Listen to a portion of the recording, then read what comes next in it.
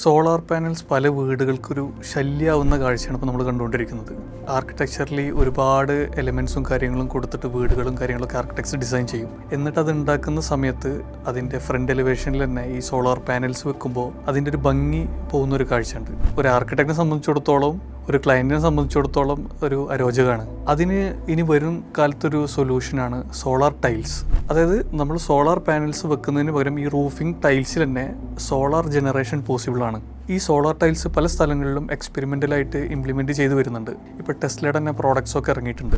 നമ്മുടെ നാട്ടിലോട്ട് അത് വന്നുകൊണ്ടിരിക്കുന്നുള്ളൂ. അപ്പോൾ പല മേജർ പ്രോജക്ട്സുകളിലും, നല്ല ബഡ്ജറ്റുള്ള പ്രോജക്ട്സുകളിലും കോസ്റ്റിനെക്കാട്ടും എസ്തെറ്റിക് ബ്യൂട്ടിക്ക് ഇമ്പോർട്ടൻറ്റ് കൊടുക്കുന്ന സ്ഥലങ്ങളിലൊക്കെ ഭാവിയിൽ സോളാർ പാനൽ റീപ്ലേസ് ചെയ്തിട്ട് സോളാർ ടൈൽസ് എത്തും. ഓൾറെഡി ഇത് വളരെ എക്സ്പെൻസീവ് ആയിട്ടുള്ളൊരു മെറ്റീരിയലാണ്. പിന്നെ അത് മാത്രമല്ല, വളരെ ടെക്നിക്കലി ഏബിൾ ആയിട്ടുള്ള സ്റ്റാഫുകൾ വേണം ഇത് ഇൻസ്റ്റാൾ ചെയ്യാൻ.